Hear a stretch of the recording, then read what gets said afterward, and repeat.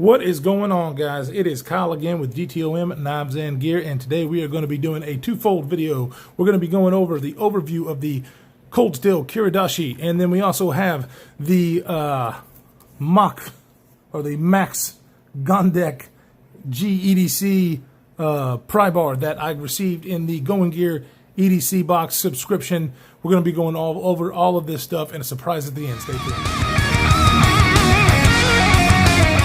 All right, welcome back, everybody. We are going to put some of this stuff aside and talk about this little guy. This is the Cold Steel Kiridashi, a knife that I received in the Going Gear EDC subscription box. And when I first got it out of the box, I was like, yeah, okay, we'll see about this. And then I put it in my pocket and I carried it for work. Now, I knew that I was probably going to be doing a giveaway here soon, and this knife was going to be a part of it, so I didn't really want to mess it up. But I did my regular EDC task, which is cut some boxes, a little bit of cardboard, and cut some packages open. And let me tell you, this thing surprised the heck out of me on how well it did. This thing has a really, really good utilitarian blade shape that really surprised me. You can see kind of the finish there. Come on, camera. Finish of the blade. Cold Steel freaking does an excellent job. Every single knife that I've ever gotten from Cold Steel has just been a razor blade, man. And it is no exception for this one. This one is made in Taiwan. And it has this steel that I've never used before, the 4034 SS. Not super familiar with the steel. It did perform really well. I didn't really do much cutting with it, but with the boxes and the couple packages, I mean, this thing is so freaking sticky, man. So I'm not very versed in this steel, so you're gonna have to take that for what it's worth. But as far as the knife performance, it really did well.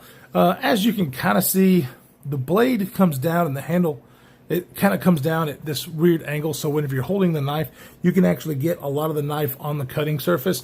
Really well designed there.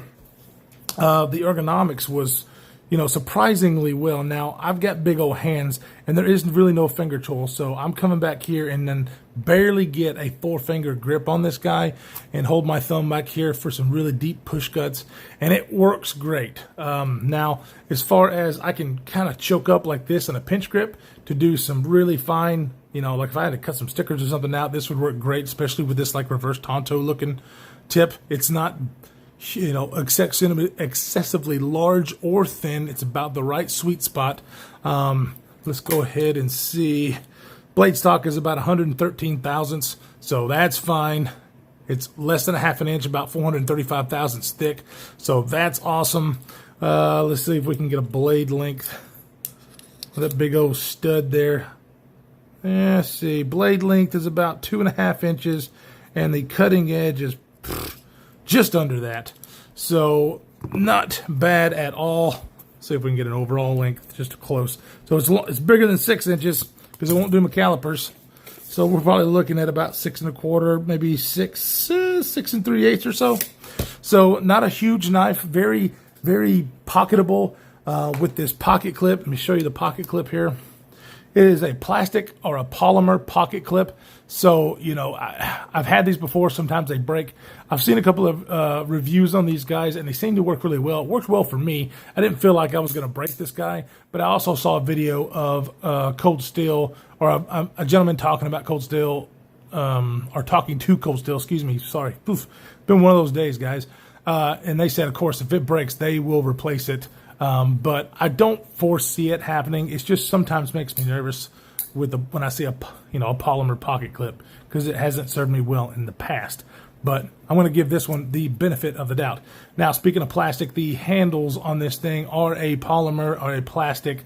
So not my favorite in the world, but it really does help out with the weight. This guy is super lightweight in the pocket to carry. Matter of fact, let's go ahead and get the weight on this guy. Boom. See what we're looking at. We are looking at 2.35 ounces. So very, very lightweight knife. Basically what I see people using this knife for is, those guys who are in warehouses, always opening boxes and packages and whatnot, and they're carrying those U-line replaceable blade razor blades. I would much rather carry something like this than one of those. Those things are big and bulky. They're heavy. They don't really give me confidence in the way that they lock up when they flick out. I wish I had one I could show you what I'm talking about. But this has the triad lock, guys. So this one is going to be rock solid. No fear there. Locks up. No blade play. It just is just a rock solid knife. Now, do I wish it was G10? Yep. Do I wish maybe it was D2 steel? Probably. But this knife works. And I was really surprised when I got it in hand how well I liked it. I do like the bend in the blade that kind of is off an angle from my hand. So it really is kind of put in a place where I didn't expect it to be comfortable and useful, but it turned out to be just that.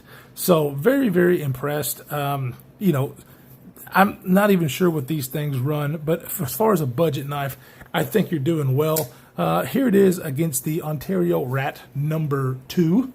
And then here it is against the Ontario Rat number 1. So as you can see, it is a smaller knife than the Rat 2. It's just a different blade shape. See how it angles up like that? Really, really cool blade design, or knife design in general. So really digging it. I think it would do somebody very well in their EDC applications. Just so we are keeping it about the same. There it is against the Paramilitary 2. And here it is against the Para 3.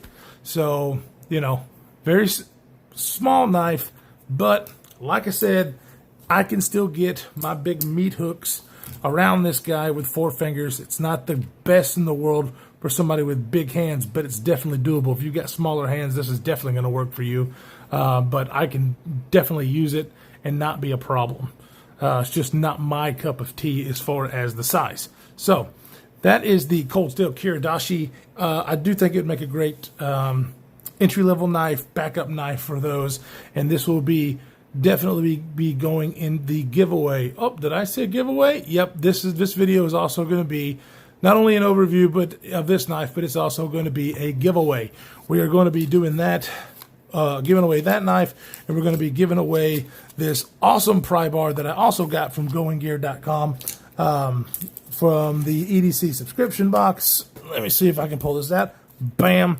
If you guys have not checked out Going Gear subscription box, you need to go over there right now and check it out. It's only $60 a month, and you get some really cool gear. It's like Christmas every month. I've done some other subscription boxes, and I've really been happy with Going Gear. They've really done a great job. This was both of these were actually in the box this month, and I usually try to show those products and even give them away on the channel just to give back and show you guys how much I love you and love your support for us. So this is a brass pry bar. It also comes with a Benchmade clip mini deep carry that you can mount on this guy because it has that same bolt pattern. Really cool, definitely substantial. Does come with hardware, but I've got a titanium little bitty pry bar, and this one is definitely much more substantial and a lot prettier than the one that I have. So these two things are going to be in the giveaway. Regular rules apply. Today is the 16th, so 1 week from today, I will be drawing a random comments. All you have to do is first, like this video. Second, be a subscriber. Now I'm going to add one to you. Third, you have to be a subscriber to Big Bore Knife and Gear. I will double check that. So you have to like the video, be a subscriber of mine, and go and subscribe to Big Bore Knife and Gear. And then you need to leave a comment. I would like to know your favorite Big Bore Knife and Gear video. He's got a bunch. He does a lot of great stuff, a lot of great content. Also check him out on Instagram. Give him a follow there because he has some really cool mods that he does with knives that are amazing. Case in point, he has made the skinny mod on my Para 3, which I absolutely love. So anyways, guys, the regular rules, do that. One little extra one, go subscribe to Big Bore Knife and Gear. Always, it's going to be shipped in the United States. I can only ship in the United States if you win and you're overseas. If you can give me a United States address so I can ship it to them and they can get it to you, that'll work. You must be 18 years of older, or you need to get your parents' consent. And you don't have to do this, but if you could share this video, that would be great and be much appreciated. But other than that, guys, leave a comment. Tell me what your favorite big bore knife and gear video is. Go check him out, and we will do this 1 week from today. Guys, we will see you in the next.